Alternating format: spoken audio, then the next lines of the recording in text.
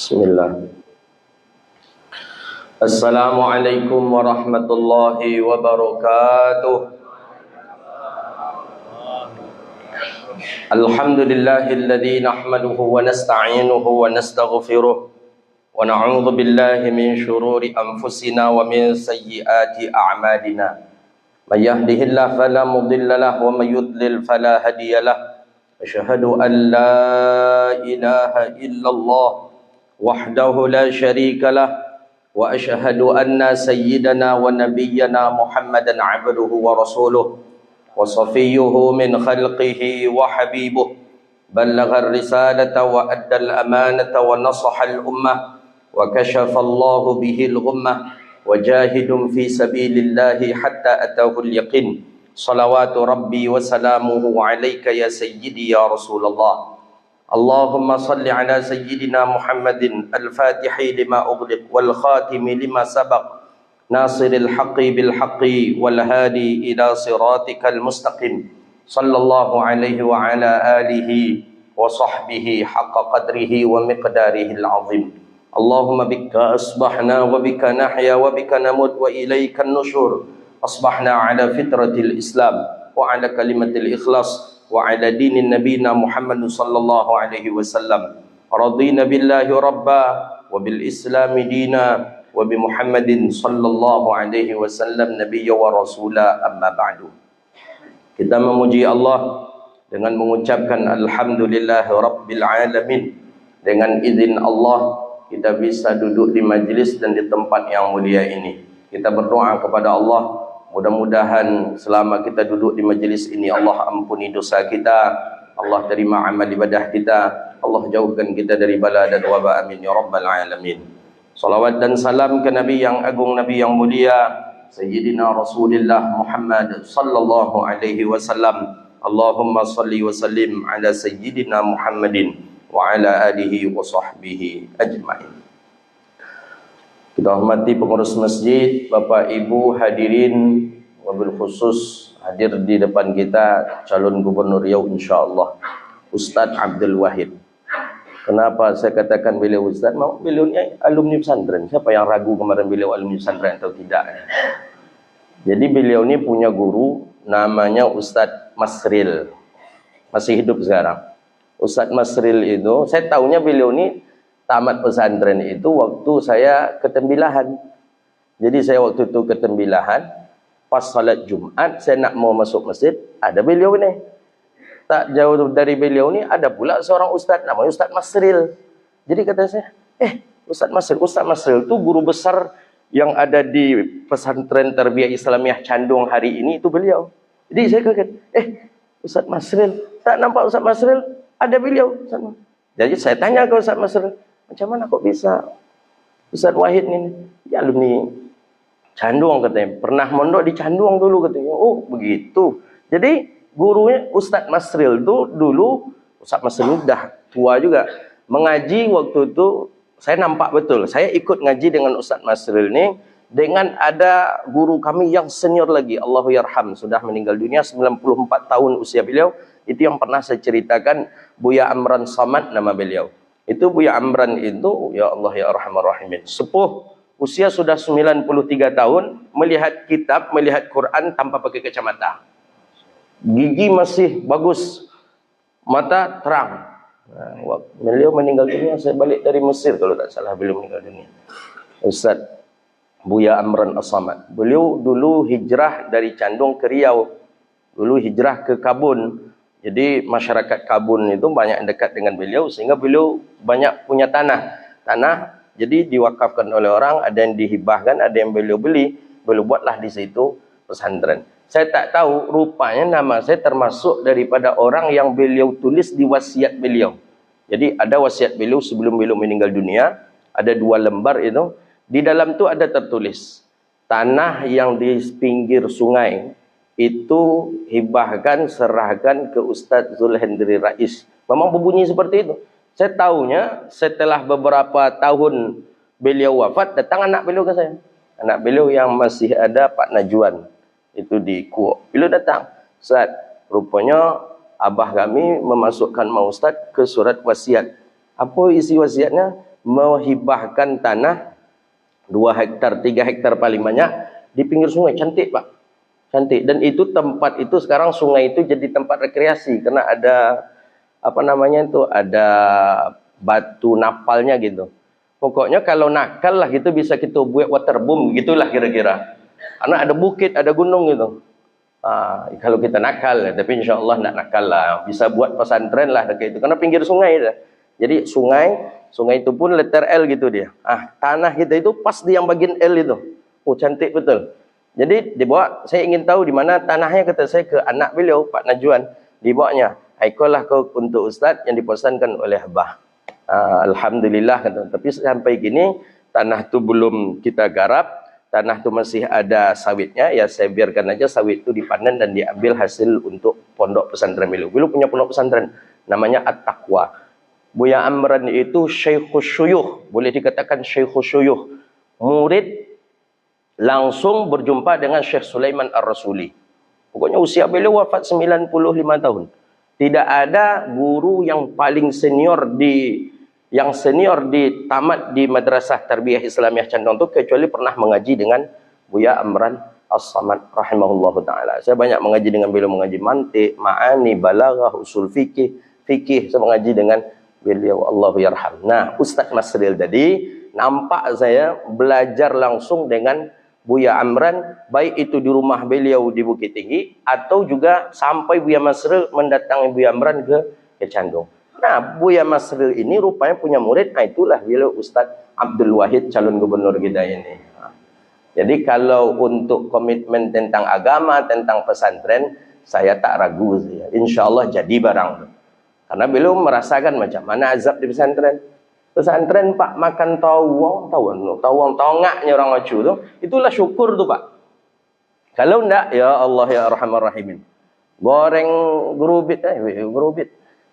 Orang Acu nyabitnya gerubit. Ubi itu Pak, goreng kerupuk ubi itu campur ikan teri. Itu enggak terhitung kali dalam seminggu tu dah. Tak terhitung. Kadang kamu 3 hari, 4 hari itu aja. Ini macam mana lagi? Taruang sekali-sekali. Antu bako dapat ikan tu pas di hari pasar Pak, kami Pak. Sekali seminggu. Nah bayangkan tu. Memang azab dulu. Kini anak-anak gini tak ada lah. Anak-anak sekarang kalau mondok, itu kalau di Darul Hadis dia mondok, itu wajib ada lauk dalam setiap hari itu. Kalau tak ayam, ikan. Wajib ada dalam setiap hari. Jadi kalau tak ikan siang, berarti malam ayam nanti. Pokoknya dalam satu hari itu harus ada ikan atau ayam lauknya. Berapa mewahnya anak-anak kini. Nah, alhamdulillah. Ya, cuman masalahnya sekarang orang tua diuji mau memondokkan anaknya atau tidak. Itu sekarang hari ini. Diuji anak-anak orang tuanya, ya apalagi dengan kasus-kasus banyak sekarang. Kasus-kasus di pondok, ada pengasuh yang kejam kepada santrinya, ada yang santri dengan santri berkelahi, bunuh-bunuh dan lain sebagainya. Tapi yang saya herankan, yang menghebohkan kasus-kasus pondok itu adalah orang tua yang anaknya tidak ada sekolah di pondok. Jadi ada apa tu? Syirik kah? Syaitan kah? Atau apa tu? Umumnya yang banyak posting-posting di Facebook, posting di WA, Instagram, TikTok, itu orang tua yang anaknya tak ada di pondok. Orang tua yang anaknya ada di pondok biasa-biasa saja. Nah ini makanya kalau tidak ada anak kita di pondok, ya tak usahlah posting-posting tu. Ya tengok pula macam mana dunia pondok tu, tak keseluruhannya pula jelek yang seperti itu. Ya mungkin ada mungkin kurang pengawasan. Ya tapi jangan pula lah ya apanya orang tu gitu dulu tu. Ayam nambah talu, ayam gadi nambah talu, inyo apa ni? Inyo yang berkotek katanya. Inyo aja nambah cakap padahal yang kan bertolu tu ayam. Kan ayam biasa, ayam gadi tu kan bertolu kan moka katanya. Wah. Macam itulah kira-kira. Kemudian ada senior saya, Ustaz Rasmin LCMA. Beliau ni pimpinan pondok pesantren Al-Kahfi di Rokan Hulu, Kecamatan Bangun Purba. Nah, ini beliau. Beliau sekretaris FKPP Kabupaten Rokan Hulu.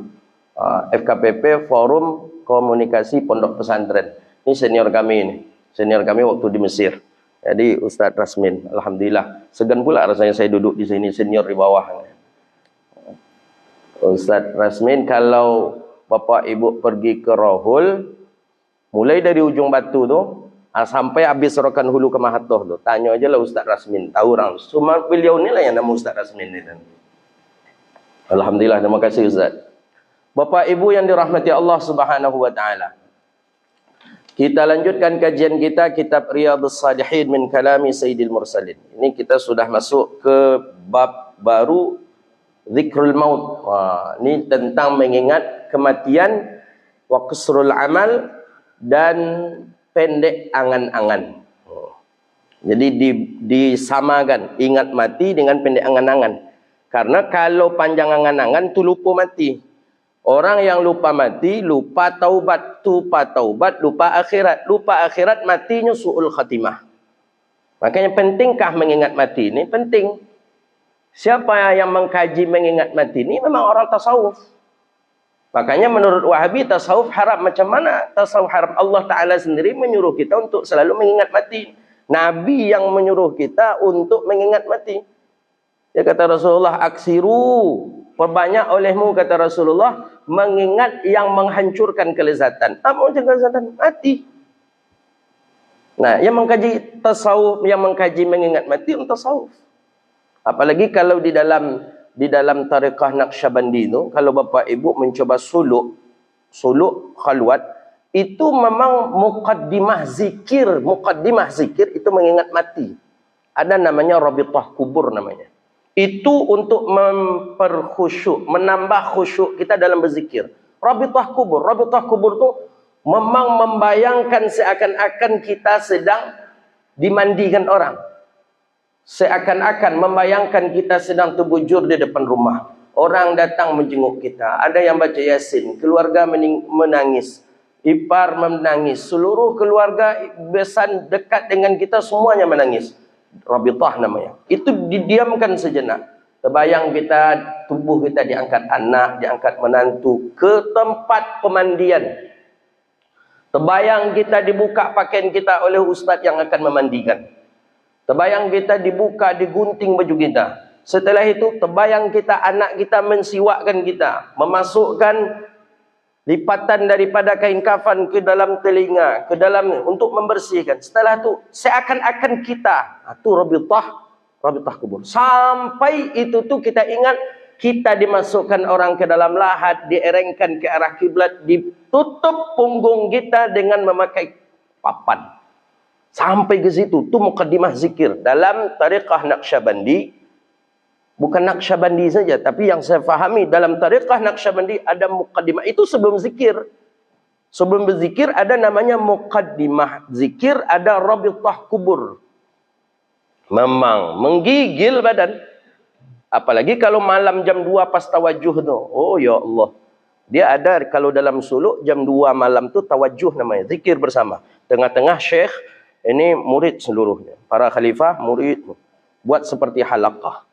Nah itu mulai syekh baca astaghfirullah. Itu tu mana merawung. Itu rabithah tadi. Muqaddimah. Sebelum berzikir. Kalau sudah sampai ke tahap zikir, tak ada lagi rabithah.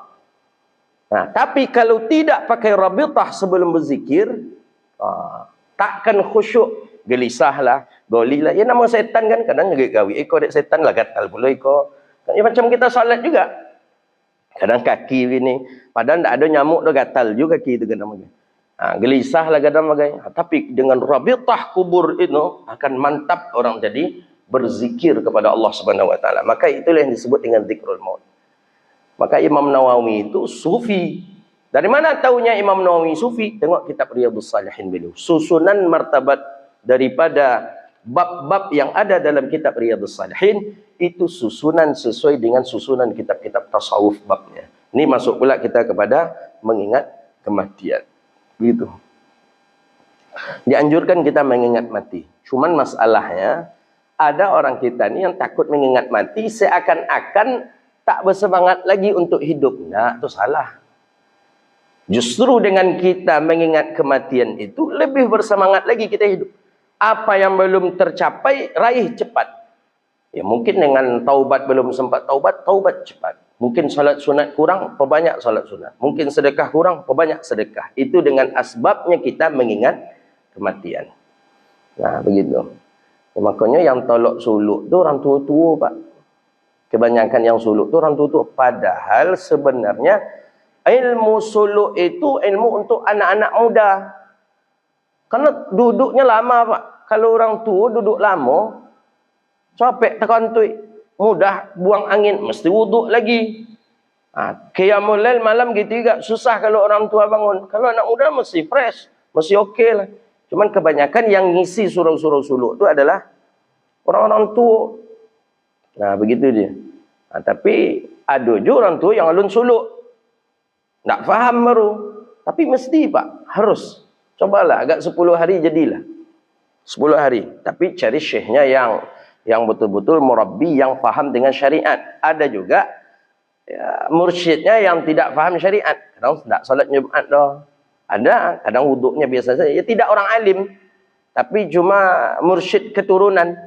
Mamaknya dulu mursyid, ayahnya dulu mursyid, diturun pula ke anaknya, ke kemenakannya mursyid. Tapi tidak alim.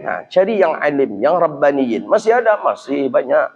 Ada. Nah, perlu, Pak. Coba. Yang lah berumur 60, 65, 70. Itu perlu. Dia hitung kebun sawit je lah.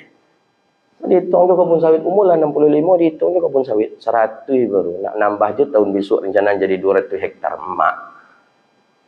Yang 100 pun tak macam mana. Hisapnya besok tambah bulan tak 100 lah. Jadi kita ni, ya, bukan pula menyepelekan yang lebih tua, tidak. Ya, yang muda-muda pun begitu. Ya, carilah. Ada kok.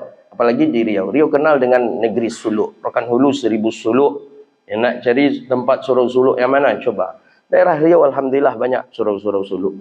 Cuma cari yang syekhnya yang rabbaniyin, yang memang menjalankan syariat. Menjalankan syariat. Salatnya nampak di kita. Jumatnya, wuduknya betul. Itu boleh kita ikuti. Karena ada juga mursyid ini kadang abal-abal ya. Yang seperti yang saya sampaikan tadi. Dia kadang salat, kadang tidak. Kadang salat nak pakai wuduk. Kadang salat nak ketik lajunya tu. Koncangnya salat. Ada di gitu tu. Nak tolak mengikuti dosa. Terpaksa mufarakah. Baru-baru nak membaca Al-Fatihah. Nya lah rukuk. Baru kita selesai Fatihah. Nya lah sujud. Pokoknya tinggal 2 rukun yang panjang. Akhirnya mufarakah. Jadi ketika bertanya ke murid-murid beliau, ke khalifah. Apakah Buya tu memang macam tu salatnya? Iya. Oh, berarti dari dulu memang laju macam tu? Iya. Kamu tengok muridnya laju salat. Awak tak terbiasa. Itu. Jadi, kamu tengok. Bila mutumak ninahnya. Bila dia membaca rukun salat ini Al-Fatihah. Akhirnya, tak. Tapi banyak tokoh-tokoh Riau ke situ pergi suluk. Bahkan, orang-orang dulu kalau, ya pejabat dulu lah kalau minta doa, ke Buya tu minta doa. Buya tu lah meninggal dunia kalau tak salah. Ya, ada di Rokan Hulu ada. Nah, yang seperti itu tuh ya menyalahi syariat. Kita cari yang betul-betul paham dengan syariat. Banyak ada. Qala kullu nafsin dha'iqatul maut wa innama tuwaffawna ujurakum yawmal qiyamah. Faman zuhziha 'anil nari wa udkhilal jannata faqad faz. Wa mal hayatud dunya illa mata'ul ghurur. Ini ayat berkaitan tentang kematian. Jarang ayat ini dibaca qori ketika akad nikah, jarang. Sanjaknya cuba dulu dikombinasikan gitu. Buat ayat tentang nikah di awal, di ujungnya buat tentang kullu nafsin za'iqatul maut. Boleh terkonang pula mati mempelai itu. Jarang saya boleh katakan tak ada orang macam ni. Ayat tentang fankihu ma tabalakum minan nisa, kemudian ayat ya ma'syaral ta'arafu min dzakari wa unsa wa ja'alnakum syu'uban wa qabaila lita'arafu. Cuba ayat kullu nafsin za'iqatul maut ni dibaca. Macam mana berubah tak suasana waktu itu tu? Kullu nafsin dha'iqatul maut. Setiap yang bernyawa pasti Pak. Tak ada keraguan sedikit pun. Dha'iqatul maut. Pasti mati. Belum ada catatan sejarah yang mencatat orang yang berhadapan dengan malaikat maut kalah malaikat maut. Belum ada. Hebat apa hendaknya si Fir'aun. Hebat Fir'aun. Disuruh oleh Fir'aun, saking dahsyat sihir Fir'aun, disuruh berbicara pohon, pohon bisa bicara. Disuruh binatang pergi, binatang tadi pergi. Saking Fir'aun, saking hebatnya Fir'aun. Fir'aun kalah oleh malaikat maut. Belum ada orang di dunia ni yang ketika bertanding dengan malaikat maut, kalah malaikat maut, belum ada. Tetap malaikat maut ni menang. Siapa petinju yang mantap itu? Matt Tyson, azab dari malaikat maut. Siapa lagi? Itu yang hobi-hobi tinju tu, hafal bintang-bintang tinju itu. Pasti mati. Tak ada yang tidak mati. Ya. Cuma wa innama tuwaffawna ujurakum yaumal qiyamah. Hanya sesungguhnya orang-orang yang diwafatkan mereka, pahala mereka itu disempurnakan pada hari kiamat. Faman zuhziha 'anil nari wa udkhilal jannata faqad faz. Dan siapa yang Allah selamatkan daripada neraka dan Allah masukkan ke dalam surga, faqad faza, maka sungguh mereka orang beruntung. Dan wamal hayatud dunya illa mata'ul ghurur, dan tidak ada kehidupan dunia kecuali tipu daya saja. Jadi ayat ini dibaca ketika talqin, Pak. Talqin di atas kubur. Ada Pak talqin di atas kubur? Wahabi aja yang bilang tak ada. Ada kok, jelas kok hadisnya. Bahkan Sayyidina Utsman bin Maz'un setelah dikuburkan, Nabi betul-betul Nabi menghadap ke arah Utsman bin Maz'un dan Nabi membelakangi kiblat. Nabi belakangi kiblat. Kan jenazah itu kan dihadapkan ke arah kiblat, diarahkan ke arah kiblat. Sunnah dalam mentalkin bukan menghadap kiblat, tapi membelakangi kiblat. Yuwajjah itu menghadap ke arah jenazah, mayit. Ini yang lucunya, dia mentalkinkan, tapi ini dipunggungi oleh jenazah di bawah menghadap ke kiblat. Dia dari sini menghadap pula ke kiblat mentalkinkan. Tak seperti itu. Buka, cek hadis. Cek syarahan hadis. Nabi membelakangi kiblat. Ini kiblat di belakang, pas posisi kita hari ini. Jenazah menghadap, Nabi di sini. Nah, salah satu ayat yang dibaca ini dia. Kalau di kita, talqin yang kita pakai itu tuh talqin yang ada di dalam lafaz mazhabnya Imam Maliki. Ya fulan ibnil fulan, hai sianu anak sianu, udzukurullah, ingatlah Allah. Bayangkan, di dalam kubur masih diajari untuk mengingat Allah. Jadi kata kawan-kawan salafi, macam mana pula mengajari orang mati katanya. Majar orang hidup aja payah katanya. Orang yang hidup saja kita tunjuk ajar payah, apalagi orang mati kata dia. Padahal Nabi melakukan udzukurullah, ingatlah Allah. Nanti sebentar lagi akan datang dua orang malaikat yang gagah perkasa kepadamu. Jangan kamu takut, jangan kamu gemetar, karena keduanya juga makhluk Allah. Itu yang dibaca oleh ustaz tukang talqin tadi kepada yang sudah meninggal dunia yang di bawah. Jadi kata ada jemaah kita ini orang kesehatan, jadi kata dia ke saya, Ustaz, saya dengan kajian tadi itu menarik Ustaz. Kenapa Pak? Kenapa dokter? Jadi kata dia, orang mati ni walaupun dia sudah mati 40 hari itu samaah ni, telinganya ni masih bisa fungsi, masih bisa mendengar. Cuman masalahnya mereka kan tak bisa berbicara. Jadi pendengaran itu masih bisa. Makanya orang yang koma di rumah sakit, di ruangan ICU, walaupun kita talqinkan dia, kita bacakan kepadanya Yasin, dia masih bisa mendengar. Dia masih bisa menerima begitu. Bukti yang paling konkret saja kalau kita tak yakin, hadis Nabi SAW. Nabi ketika ziarah kubur, apa yang dibaca Nabi? Hadis dalam Sahih Muslim. Assalamualaikum ya ahlad diyar. Itu Nabi dengan, bukan Nabi diam-diam. Assalamualaikum ya ahlad diyar. Tidak, Nabi dengan suara lantang. Bukti Nabi suara lantang terdengar oleh sahabat yang dibaca oleh Rasulullah. Kalau Nabi baca dalam hati, sahabat tak akan mendengarnya. Tapi Nabi baca, Assalamualaikum ya ahli diyar. Dalam riwayat yang lain ketika Nabi ziarah ke Baqi' Madinah, Assalamualaikum ya ahli al-Baqi' Ghardaqa. Wa inna insya'allahu bikum lahikun. Kemudian apa kata Nabi? Allahumma ghfir li ahli al-Baqi'. Jadi sahabat tadi bertanya, ya Rasulullah, lima ballaghatas salam. Kenapa kok kita mengucapkan salam ke orang yang sudah meninggal ni? Fa innahum mayitun. Ini kan meninggal, orang-orang ini kan meninggal nih. Mengapa kita membaca salam? Mereka juga tidak akan menjawab, mereka tak mendengar. Jadi kata Rasulullah, mereka mendengar, tapi mereka tak menjawab, kata Rasulullah. Jika mereka menjawab, la haddamu, maka kalian akan lari terbirit-birit. Itu jelas riwayat hadisnya. Datang awak ke kuburan ayah mak awak. Baca salam, assalamualaikum ya, assalamualaikum mak.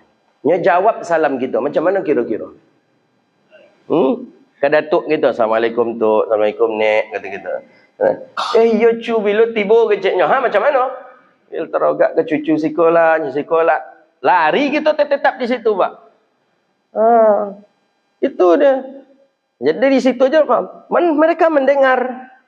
Bahkan yang lebih dahsyatnya, salam, salawat dan salam yang kita baca dalam salat Nabi di Madinah, sampaikah ke Rasulullah? Sampai. Nah, makanya kalau urusan Allah, jangan kita campuri. Itu urusan Allah. Idza arada syai'an yaqula lahu kun fayakun. Nah, maka di sini disebutkan wa udkhilal jannata faqad faz. Ada orang-orang yang Allah selamatkan daripada neraka dan Allah masukkan ke dalam surga, faqad faz, maka sungguh adalah orang yang beruntung. Kemudian wa ma tadri nafsun madza taksibu ghada wa ma tadri nafsun bi ayyi ardin tamut. Dan tidak ada yang mengetahui diri jiwa apa yang ia lakukan ghadan. Ghadan tu esok hari. Apa yang akan kita lakukan besok, tahu enggak? Enggak. Kita bisa sekadar merencanakan. Yang memutuskan bisa atau tidaknya Allah. Jadi jangan kita besok ni saya begini. Bahkan di dalam syarah Al-Hikam Ibnu Athaillah As-Sakandari disebutkan apa? Kalau ada orang yang merencanakan kegiatannya besok tapi tidak membaca la haula insyaallah la haula wala quwata illa billah bihaulillahi wa quwwatih, maka dia disebut orang yang sombong. Ada dalam syarah Hikam ini. Jadi ada orang bertanya, "Pak, besok Bapak apa aja rencana kegiatan?" "Oh, besok ambo insyaallah." Pakai insyaallah. Insyaallah besok Zuhur mengisi di situ, kemudian asar memenuhi undangan walimah sebulan apa kita aja. Kemudian apa kita? Insyaallah. Sampai situ saja menurutnya masih dianggap orang yang sombong.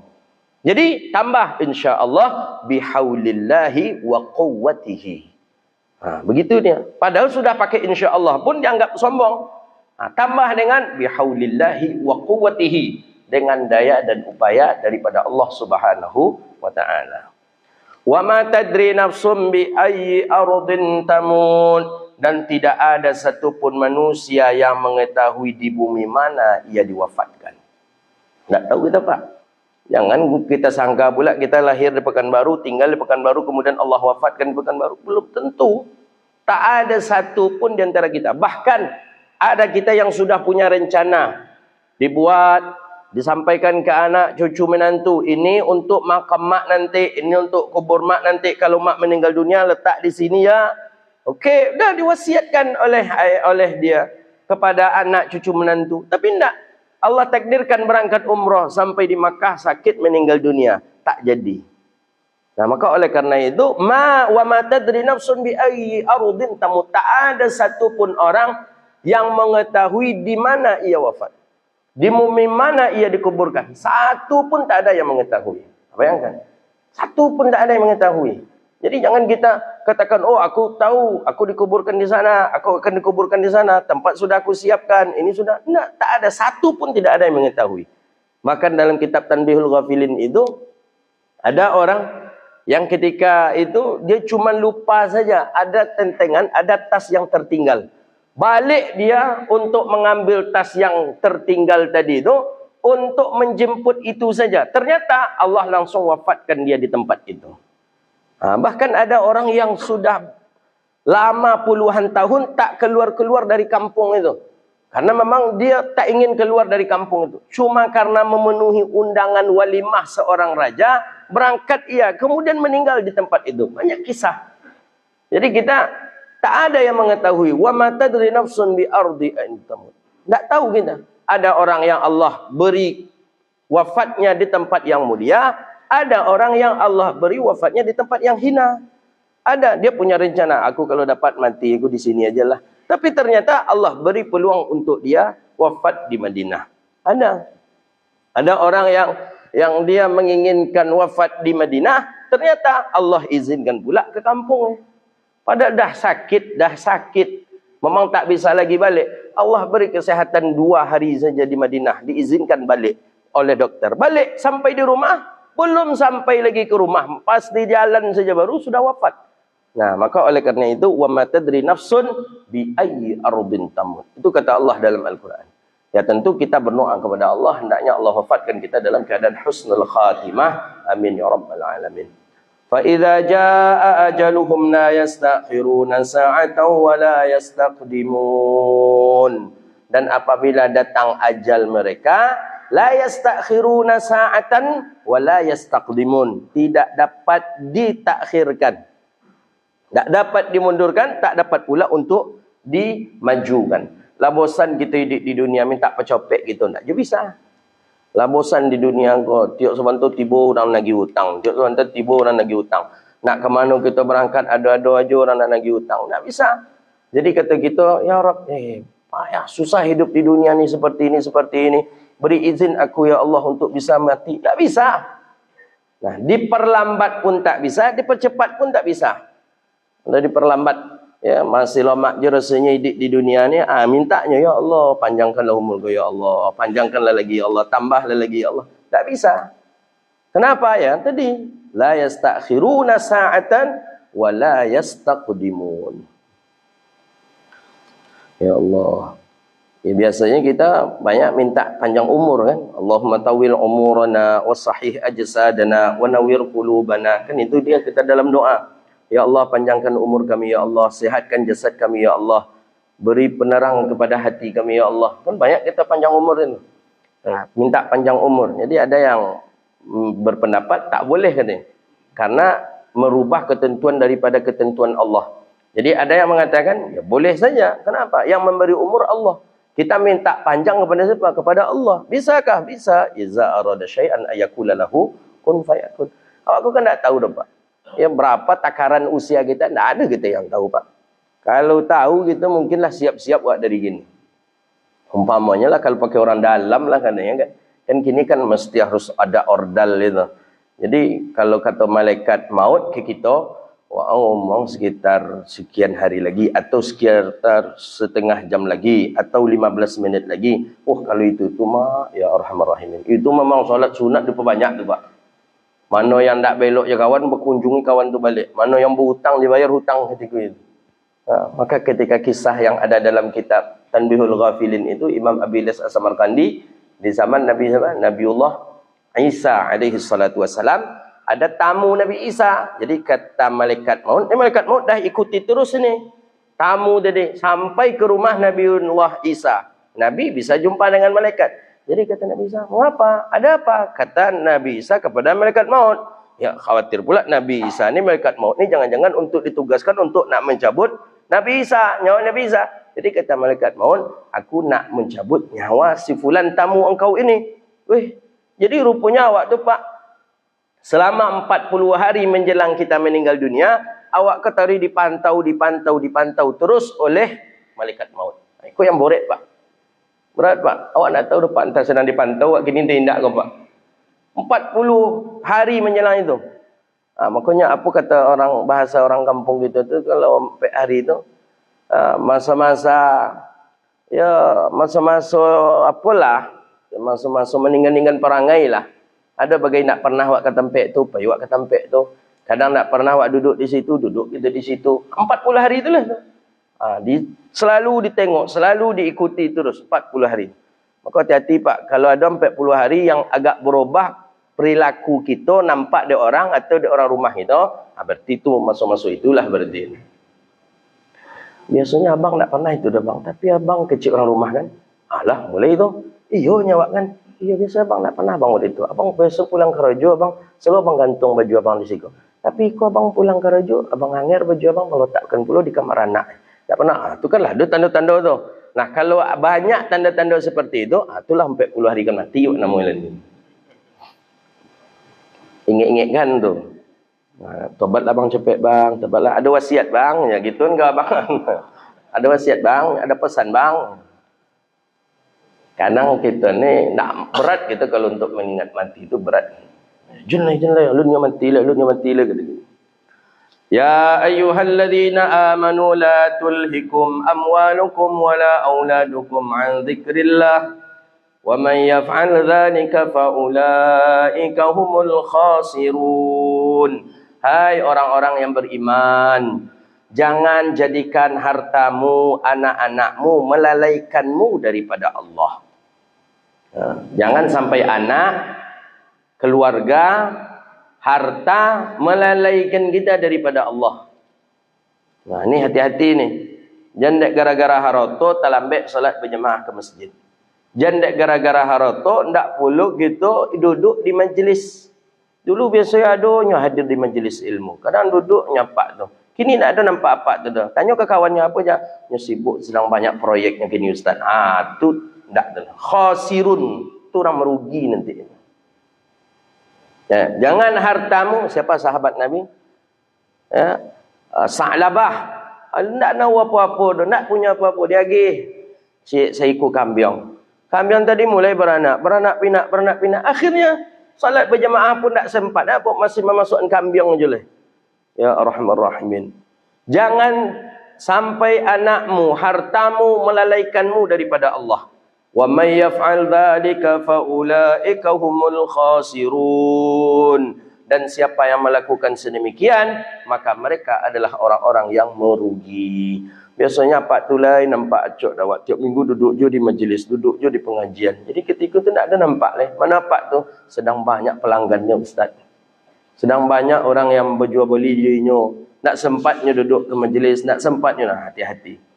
Wa anfiqu mimma razaqnakum min qabli an ya'tiya ahadakumul maut fayaqula rabbi laula akhartani ila ajalin qarib fa asaddaqa wa akum minas salihin.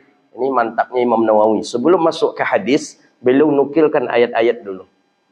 Sebelum masuk kepada hadis tentang mengingat kematian itu, Imam Nawawi menukilkan ayat-ayat tentang kematian. Nah, itu Masya Allah. Jadi tidak bisa dipisahkan antara ayat dengan hadis, tidak bisa dipisahkan. Nah, dan tak boleh pula dibenturkan antara ayat dengan hadis. Oh, ayat ini membolehkan nikah cuma dengan 4. Nabi banyak istrinya, dibenturkan, tak bisa. Tak bisa dibenturkan antara ayat dengan hadis. Perlu kita ingat itu. Ada orang yang mencoba membenturkan antara ayat dengan hadis. Nah, itu yang gagal jadinya. Jadi di dalam ayat dianjurkan kita untuk berperang. Di dalam hadis disuruh kita untuk mengucapkan syahadat orang itu terlebih dahulu. Jadi hasilnya bagaimana? Bagi orang yang berpedoman kepada Quran, syahadat tidak syahadat, dibunuh dia si kafir. Akan bahaya. Ekstrim jadinya gitu. Di dalam hadis jelas, ya, umirtu an uqatilan nas hatta yashhadu an la ilaha illallah wa Muhammadar Rasulullah. Syahadat dulu. Ketika ada syahadat mereka baru diperangi. Maka jadi Quran itu, hadis itu pelengkap daripada Quran. Bukan berarti dia kita benturkan. Tidak. Jadi ada pula orang yang memakai ayat, memakai hadis, dan itu untuk kepentingannya. Dan itu tidak dibolehkan dalam syariat. Wa anfiqu mimma razaqnakum. Dan anfiqu, infakkan olehmu daripada apa-apa yang Allah beri rezeki kamu daripada min qabli ayyati ahdakumul maut. Sebelum datang kematian. Fayaqula rabbi laula akhartani ila ajalin qarib fa asaddaqa wa akum minas salihin. Sebelum datang kematian, banyak-banyak berinfak, banyak-banyak bersedekah. Kalaulah tiba kematian, kita akan agilah waktu sehari jadilah. 1 jam jadilah, aku akan infakkan, aku akan wakafkan tanahku, aku akan infakkan rezekiku, aku akan infakkan tabunganku. Sehari 1 jam saja beri aku peluang ya Allah. Tapi tidak. Walai yuakhirallahu nafsan idza jaa ajaluha wallahu khabirum bima ta'malun. Allah tidak akan memberi kepadamu peluang walaupun sebentar saja untuk mentakhirkan, menangguhkan usiamu. Kenapa? Wallahu khabirum bima ta'malun. Allah sudah tahu apa yang kamu lakukan. Kalaupun dia bagi waktu sejam pun tak akan jadinya bersedekah. Begitu. Maka oleh karena itu, sebelum yang datang namanya ajal, cepat. Apa amalan salih yang perlu kita lakukan. Kita tidak tahu. Ya, mungkin saja awak ditunggu dek malaikat maut di pintu masjid. Atau nyo tunggu di rumah lama je saya pulang lalu je nyo pulang lagi tak malaikat maut. Nak tahu kita Pak? Misalnya dia tunggu kita di jalan, tak tahu kita.